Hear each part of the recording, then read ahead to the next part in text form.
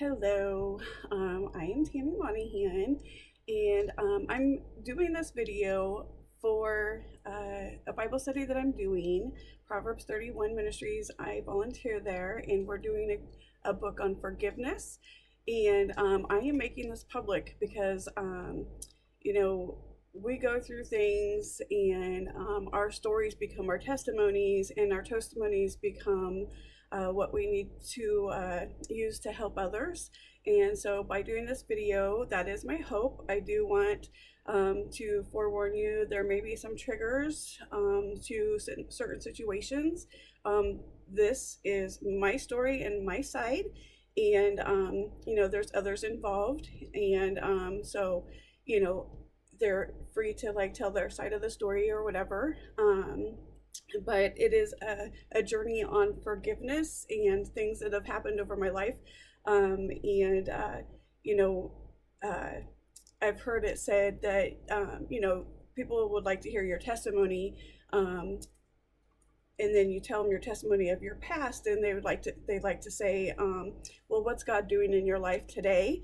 And so I hope that this video helps others see that your testimony started when you were born and you took your first breath. And as God says, He known you since you were in the womb. He formed you in the womb. And things that happen to us, that we go through life, God asks us to forgive as He has forgiven us.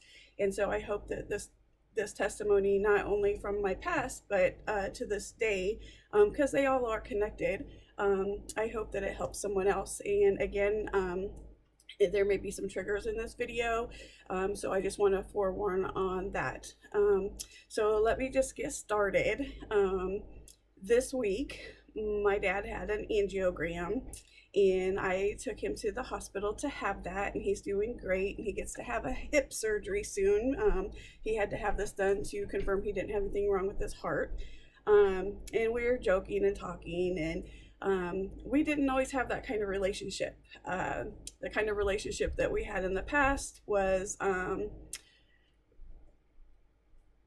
basically, what do you call it? Oh, I was going to say that too. I do have multiple sclerosis, so sometimes I get stuck on words, and I'm not cutting anything out. I don't even know how to do all that. But so you'll have some flubbers and stuff, and if I do get a date wrong or something, I've done that since I was really young, because when I had my first child, he was 3 pounds and 7 ounces. And in the video when he's born, they asked why he was in the NICU, and I said because he was a premature baby and he weighed 7 pounds and 3 ounces. So I have always had a little bit of speech dyslexia, I guess is what I would call it.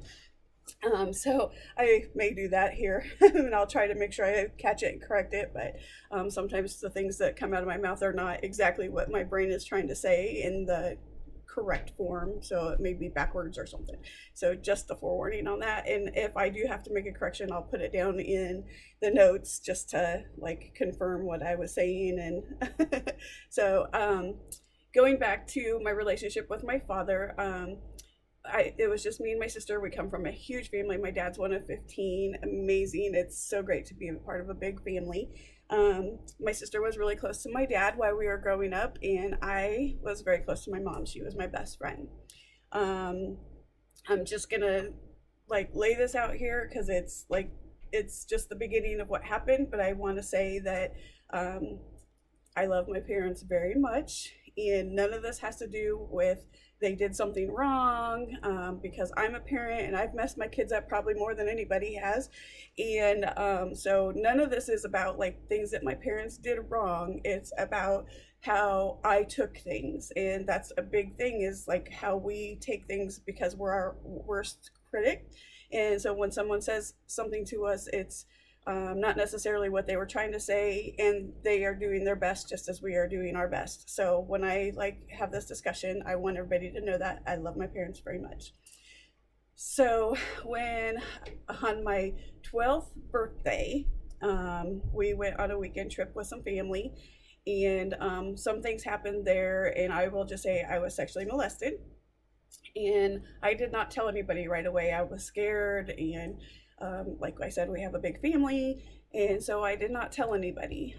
It took a few more months, and then something happened in middle school, at school, where another gentleman, I mean, I say gentleman, but we're in middle school. So I was like in sixth grade and he was in eighth, or I was in seventh and he's in eighth, whatever. Way bigger than me, tried to do some things to me. And so at that point, I was in drama class. So I thought I would write a play to tell my mom what happened. Um, when my mom read the letter, she was very, very sad. I left it for her when I went to school, and she had read it by the time I came home. She had ripped the pages out of it, and that talked about what had happened to me in the family and what the boy did to me. She told me that I was a really good writer and that I should never talk about what happened again until she was dead.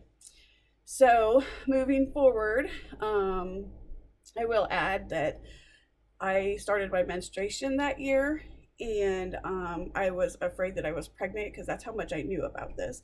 I was afraid I was pregnant or it had something to do with that, so I hid from my parents that I started, and I really didn't know what was happening. And I mean, I was young, so like that, that's what happened. And so I was hiding uh, the stuff under my bed, and my mom found it. And instead of talking to me about it, she talked to my dad, and then we went to my grandparents, where a lot of my aunt and uncles were, and even the person that had done to me what was done. I'm trying to like be really safe about this because I don't want any. I have forgiven this person. They were a child themselves. So, from what I know, like children that do this kind of thing, he was older than me and I was 12. But children that do these kind of things usually have it done to them. So that's where I am now. It took a really long time to be in that situation. I've forgiven him. Um, anyway, we went to my grandparents' house, and my parents told other people, and I was called like gross and disgusting and those kind of things. Again, this is not saying my parents did anything wrong. It's they didn't know what was going on behind the table. They had no idea, and that was just their reaction. So going forward, these things made me, I would say, what is the word I wrote down? Hypersexual. Um, I kind of now know that I put myself in the situation that I didn't feel. Oh, obviously, you're not going to understand this if I don't say it. When my mom tore those pages out, she threw them away or tore them up or ripped them up or whatever she did. She told me not to tell anybody or anything, and at that point, she said, my dad would kill those guys and we would not have an income because she worked part-time, but she was a mom, so back then they stayed at home most of the time, but she worked part-time at the schools. She also said that either that or it would divide our family, because my dad would side with the family because I'm a girl, and that was kind of the way we kind of grew up, as girls weren't really necessarily always believed, or you asked for it type things. And so that's what I believed, and I don't think that my dad believes that. My dad didn't know about it, but it was a secret that me and my mom held. So I go to high school, I get a boyfriend, and my dad was, or is, an alcoholic, a functioning alcoholic. He's always had two jobs, and I admire him for the two jobs that he's always done. Two full-time jobs. He worked at Firestone building tires, and then he built houses. And I mean, when I look at like the type of person I am, my dad built a lot of that in me, because I love hard work and I love to do things like he did. And so, when I'm talking about this, it's really hard because I love my parents. If I don't have to reiterate that enough, that I do, and they taught me a lot of stuff, and they're amazing, but they made mistakes. And so, I just hope that if there's a parent out there that made these kind of mistakes, or the biggest thing that's happened, the people that I have shared some of my story with actually have children that went through this, and my story helped them talk to their kids about these kind of things afterwards, and knew like what not to do or what to do to help them go through it. So my hope by sharing all this is like what God asks us to do is to share so that it can help somebody else. So that's why I'm sharing this now, is because God's calling me to, and I felt like that in the past. And obviously, I want to write a book, but that's the reason I'm sharing some of this, and because I want to share it with the ladies about forgiveness in the group that we're in right now, in the study that we're in. Um, but moving forward, as I was saying, I became hypersexual. I like had boyfriends all the time from that time forward. And some people that probably know me probably can be like, "Oh yeah, like you could probably pinpoint it." I became boy crazy. Got into high school, got a boyfriend, had him for the whole 4 years. We were supposed to get married, but my dad didn't like him, and he was physically abusive, and we wanted to have a baby because we felt, I was a young stupid girl, I felt that I would get out of the house sooner if I had a baby. Well, I was really sick with bronchial pneumonia. My mom took me to the doctor, and before I could get the medication for the bronchial pneumonia, um, they did a pregnancy test. I had already been on something before that because my mom made some decisions. So it must have been I had it and then it got worse. It must have been what it was. I'm not totally positive on that. I just know that I was back at the doctor and they did a pregnancy test. And I had been on medication already for pneumonia, so maybe I had bronchitis and then it moved to pneumonia. I don't know but I had already been on medication. Um, the doctor told my mom that I was pregnant, and so I was excited because it was planned. And I know that makes a lot of people mad, and it hurts a lot of people. And I'm really sorry. Please forgive me for that. I was, like I said, I was a dumb young girl, and when my dad would drink, he was physically abusive, and he doesn't remember a lot of it, but I'm pretty sure he remembers it with my mom. And that's where we mostly seen it, but we seen where even if we did something wrong, it got taken out on our mom. But there were times that it happened to us kids. Um, so going forward, I was pregnant, and me and my boyfriend were excited. I was buying stuff and putting it in my hope chest and everything. Um, but because of how sick I was, my mom had also lost her first baby. I would have had an older sister that was born without a skull and backbone, and they didn't know if it was genetically, I don't know what the word is for it, but if it was genetic or whatever, and that would happen to me.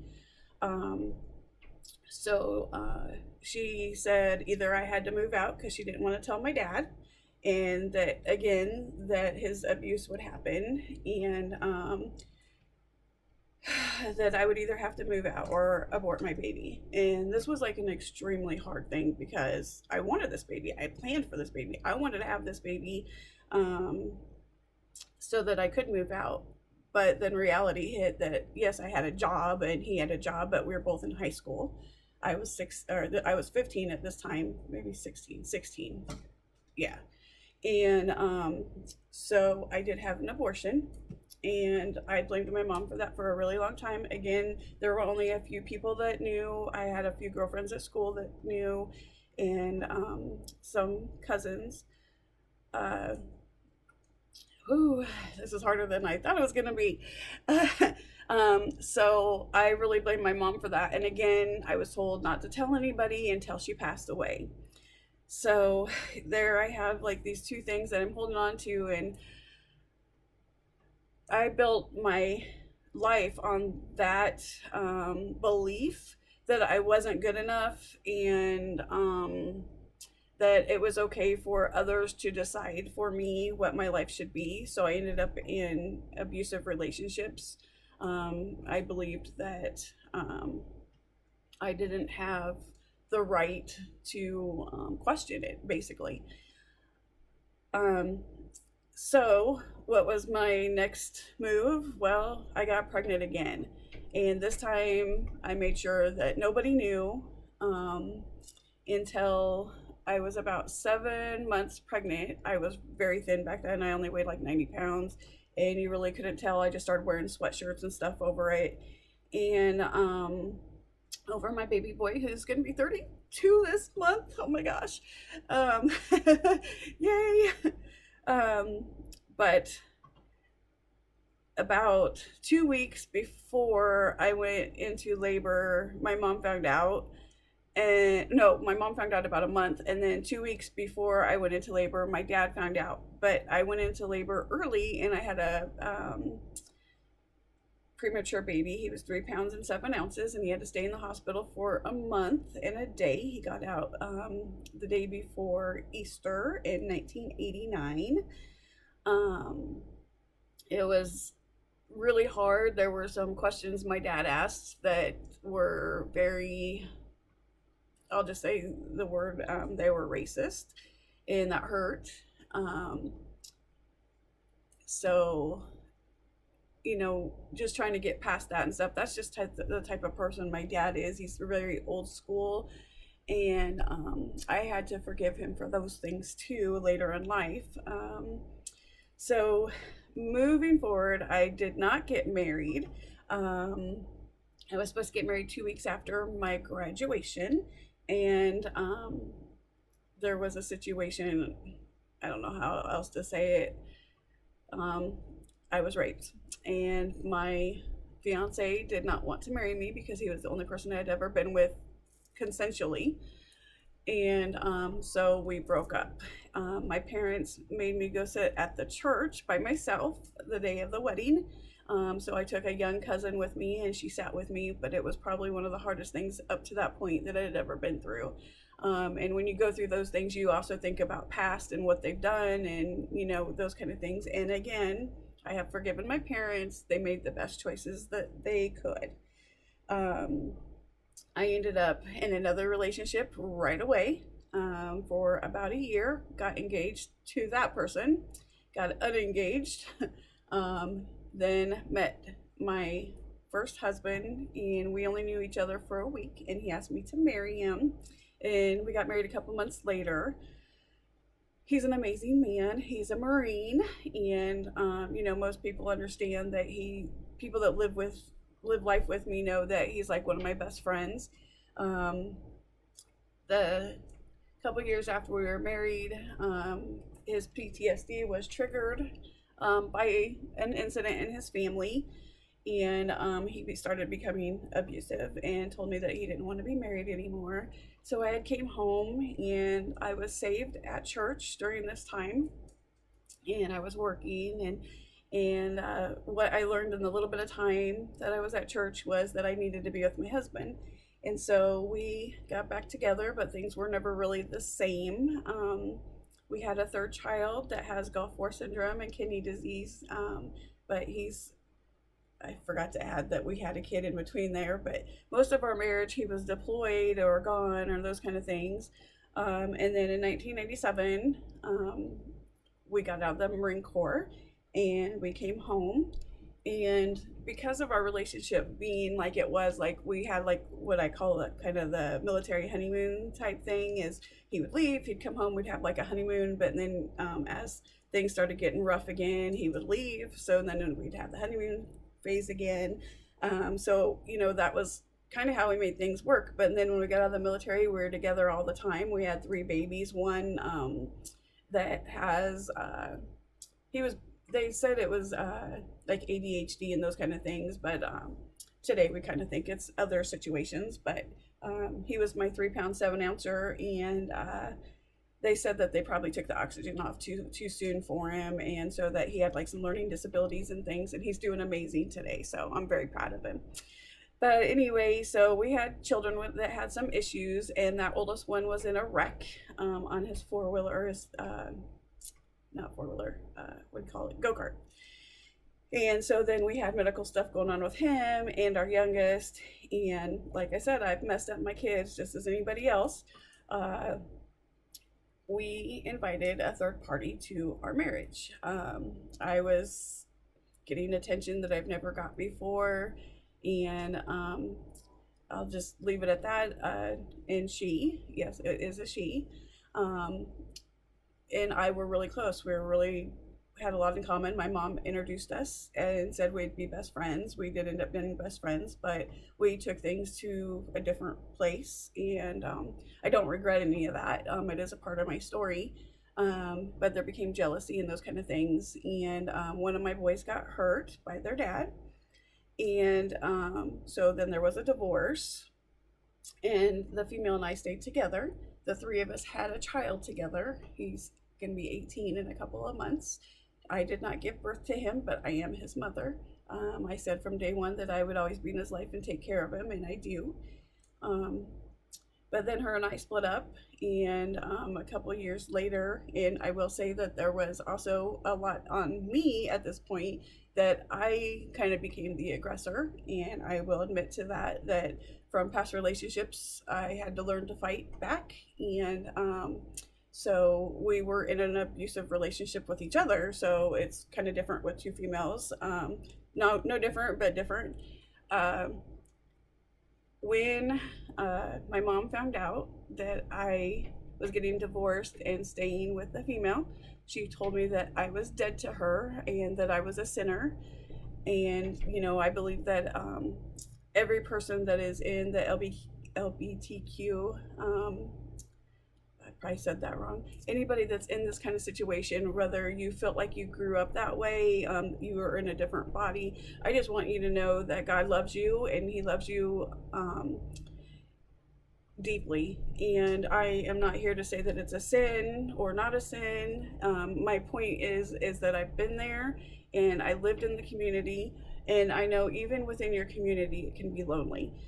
For me and the person I was with, we didn't fit into most like categories, because they have, I can't remember the word for it because it's been so long, but they have like words for women that have been with men, and you know, those kind of things, and we just didn't feel like we belonged anywhere. So yes, this is like a really hard thing to talk about, but this part of my history just helped someone else the other day, and it's really hard to talk about it, because it's not that I feel shameful or anything like that, but a lot of times people don't believe that you can be a Christian and you know, believe in God and those kind of things. And I just want to say that even during that time, I prayed, I read my Bible, and I don't want to like say what changed in me and all those kind of things, because I had a lot of questions about who I was at that time, and I wasn't sure who I was, and like, did this make me a lesbian, or like those kind of things. And so I had to like really discuss those things with God. Not too much longer after that, I was diagnosed with a mass in my sinus cavity, and then my mom was diagnosed with breast cancer, like only like a week or two later after me. So we started talking again, but things never really were quite the same. We never got to be back to being best friends, which is really hard because, as I said, she's always been my best friend. She was the type of mom that when I had my third child, and he was 2 pounds and 13 ounces, and had to stay in the hospital for a month, she was there in California. She flew out and left her work and took sabbatical or whatever so that she could help me. She's the type of mom that, you needed somebody to babysit your kids. She did.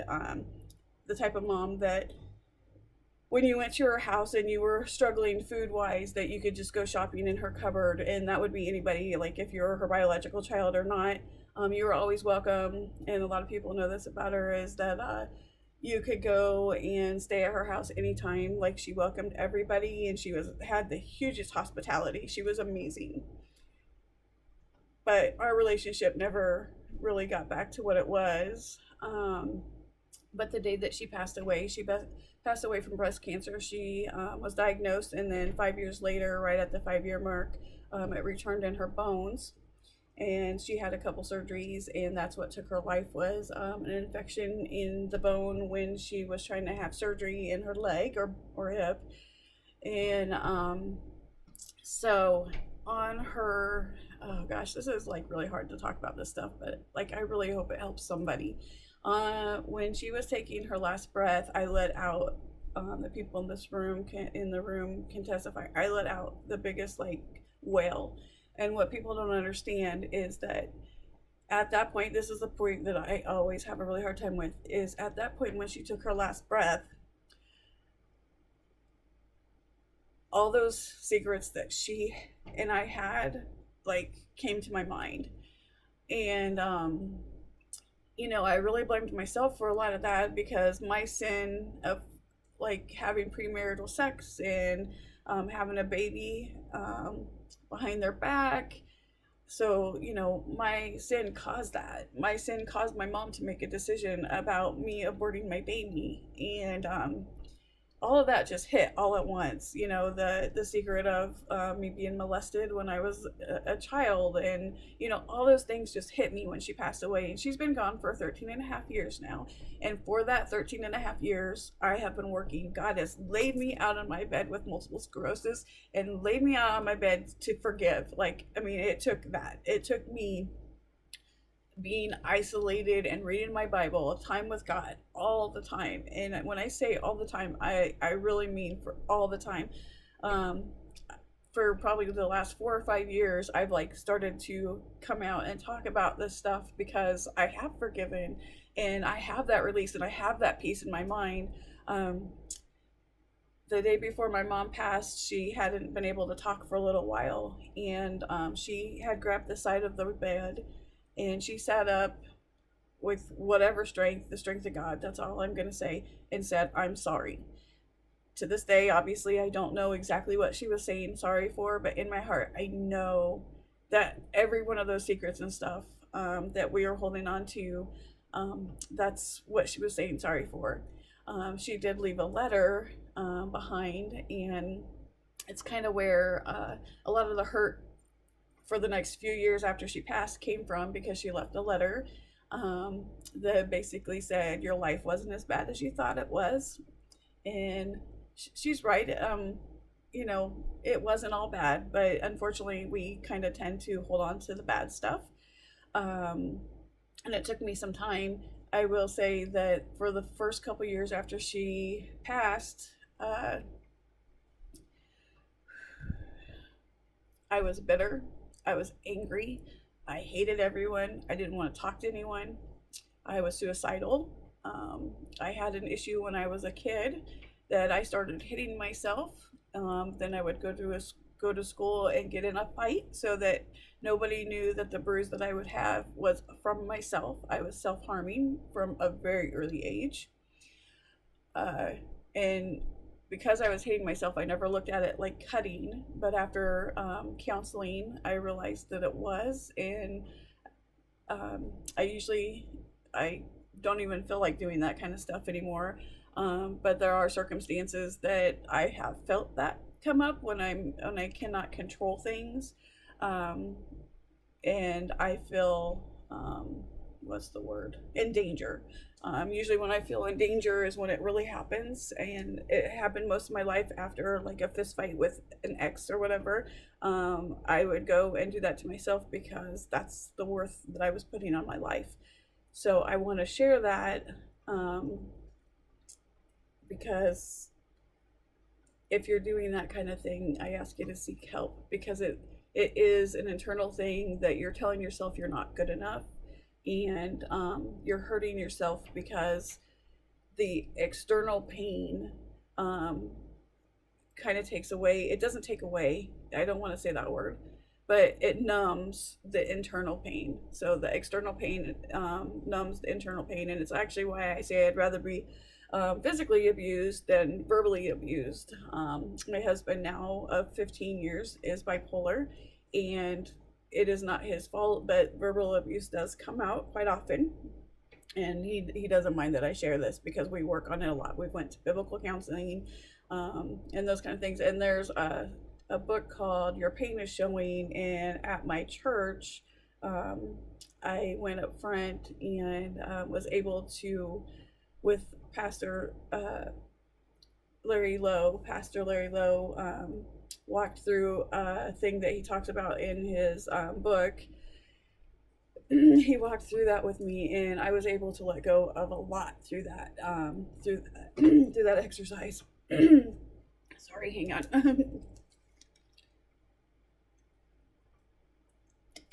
Like I said, I'm not going to take any of this out because I want it to be real and not like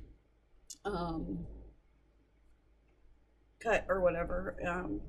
because I just want to be somebody's light, basically.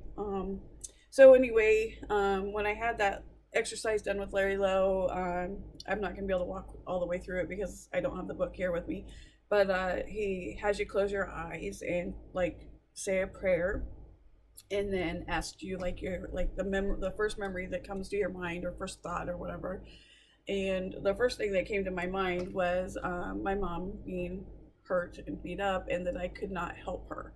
And the reason I share this is because that's where I became uh,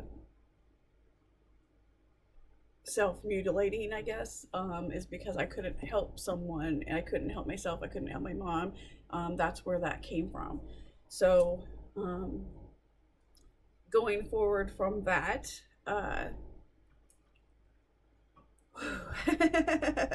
um, once I got married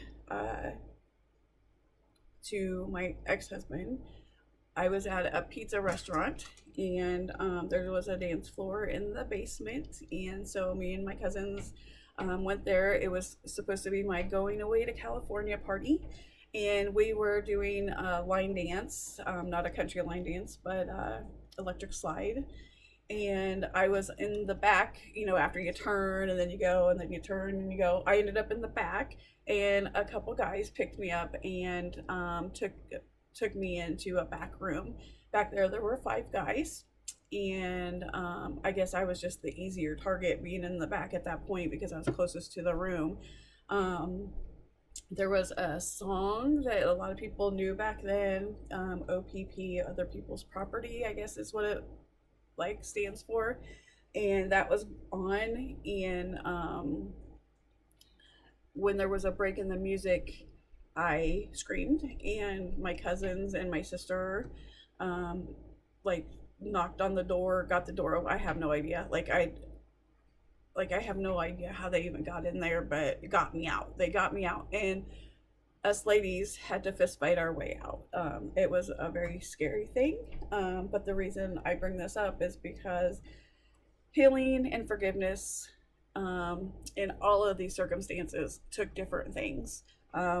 For the pizza restaurant, a couple years after my husband Adam and I were married, we went down and had pizza there for the first time. It was the first time I'd been down there in like 20 years.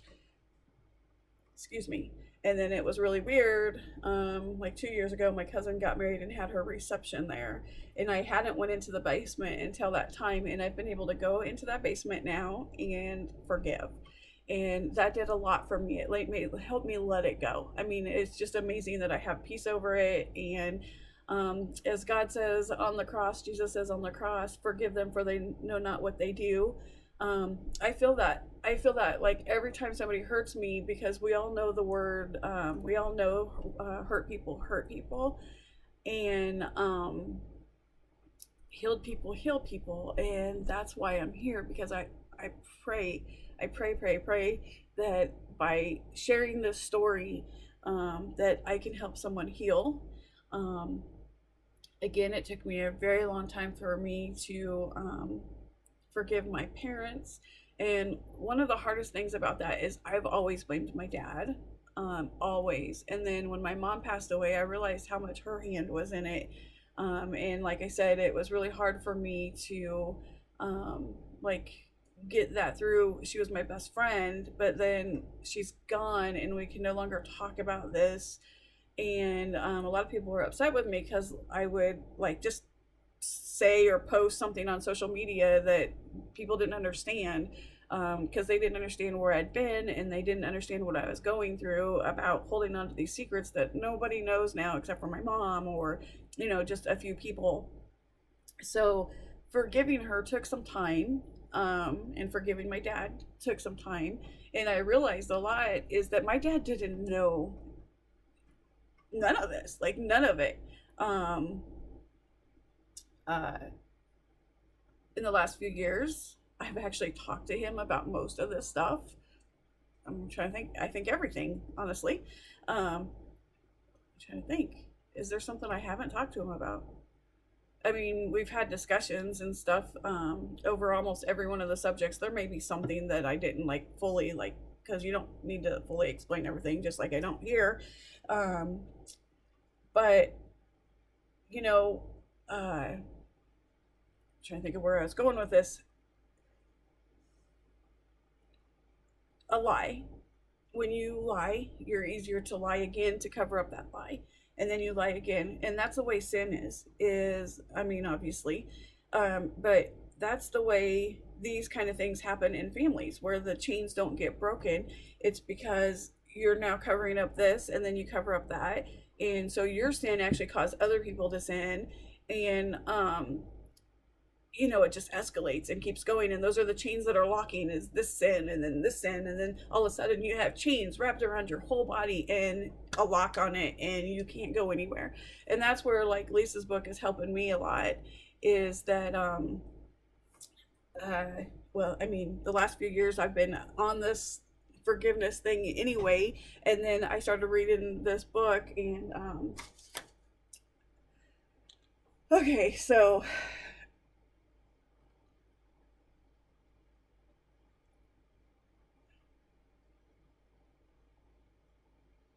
okay, I gotta put my glasses on. Sorry. This is a kind of weird break. Hang on, take a drink if you need to. Lisa says, how can you even think about forgiveness when the fallout will have irreversible consequences and potentially last the rest of our lives? And, that's what I'm talking about, is a lot of times something that, like a rape or a secret or a lie, it will impact you for the rest of your life. Addictions, you know, we don't like to discuss it, but usually we marry somebody like somebody in our family, like our father or whatever, and addictions happen, or even our children fall into those because that's what they see and that's what they do. And so forgiving sometimes isn't just forgiving like the person, like not just forgiving my dad for like the verbal and physical abuse in our family, but also forgiving him for not really understanding what he was doing and what the ramifications were going to be and the impact that they were going to do on my life. I believe Lisa, and I haven't actually said this yet, but the book I'm talking about is Forgiving What You Can't Forget by Lysa TerKeurst. It's the kind of book I want to write, and I have the story to actually talk about it, and so that's kind of where this was all triggered at. She says in her book, my perspective makes even the unchangeable changeable. And I think that is so true, especially with my story, is because I was looking at myself as the victim and my parents as the people that didn't stand behind me or didn't protect me, or they didn't have unconditional love when I made bad choices, or when I made choices that they didn't understand. And so, now my perspective isn't that, it's that God forgives everyone. He forgives me so that I can forgive you. And that's what we're called to do, is to forgive. Love your neighbor as I love you. Forgive as I've forgiven you. And even if you do not have the relationship with God, I hope this story at least helps you understand that we are forgiven by Christ, and He went to the cross for us to forgive us. We have, I don't see another choice. If I believe in God and I love God, that I don't forgive those that have, trespassed against me. So that's a really huge, huge thing. The peace from forgiveness is more satisfying than revenge. And that's a really good statement to say, is when you feel revengeful, like think about the consequences that that's going to have on you. And so forgiveness, in my little Bible dictionary, it says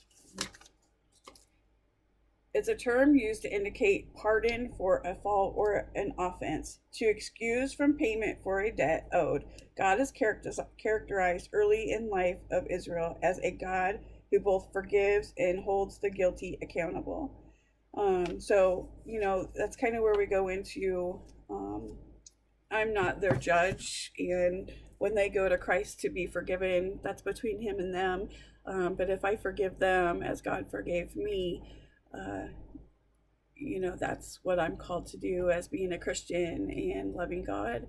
And it's hard to say I'm not going to forgive if I love God, and I believe that what he went to the cross for is for me. And I believe that full heartedly. So I wanted to, just share that you may be holding on to something that you can't forgive, or you have a life story that, like, the chain links just link and link and link. And, like I said, I felt that I never knew unconditional love after my mom had said that, um, I was dead to her, and that I wasn't allowed to go out to their house anymore. But it takes more work, and it clears my heart to know that I have forgiven her for that, because it was what she understood at that point, about sinning, and what she felt that she needed to do to help me see, um, what she's seen. But the issue with that was, it wasn't a courtesy of showing me unconditional love to, find out for myself. And that's a lot of times what we have to do if we have a child that's struggling, and I have a child that's struggling, and there's nothing that I can do in my power to change that except for pray.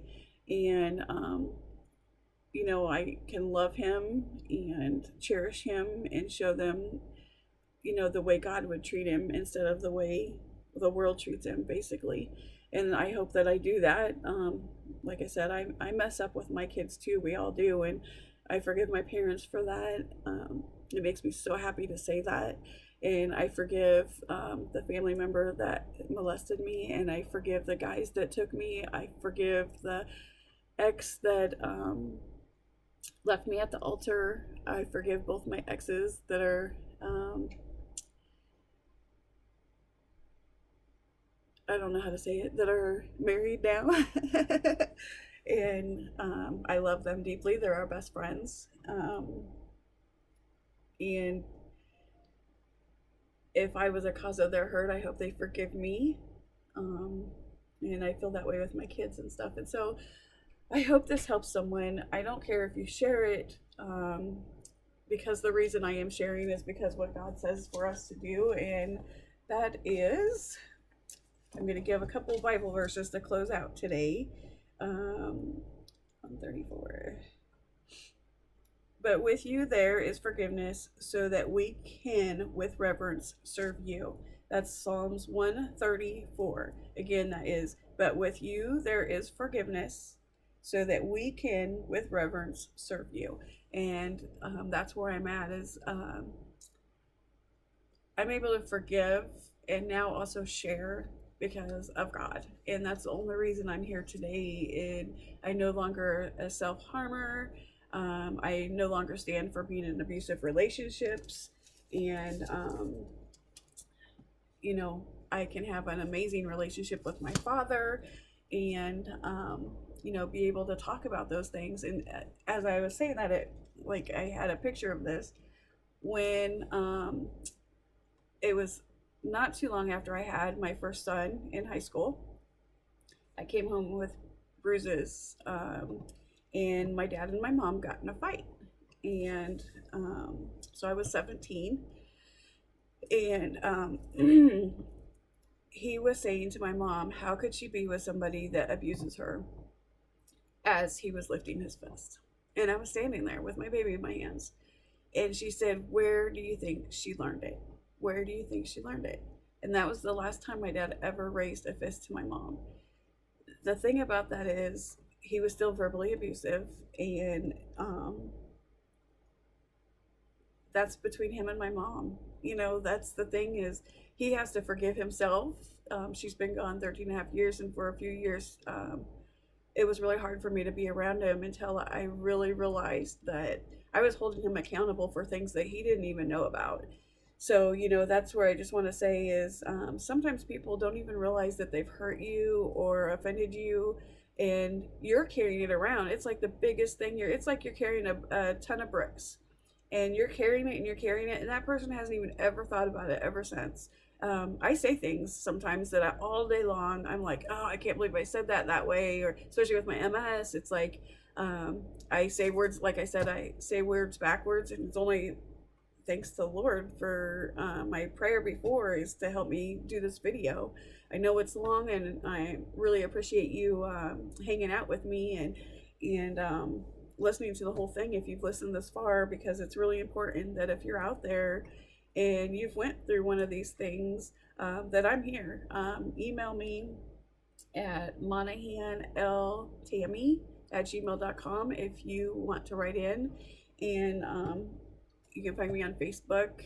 My author page is Tammy L. Monahan on Facebook, and I would love to hear, like, if this video helped you forgive someone, or helped you see just something that you were holding on to that other person doesn't even remember, or any of those kind of things.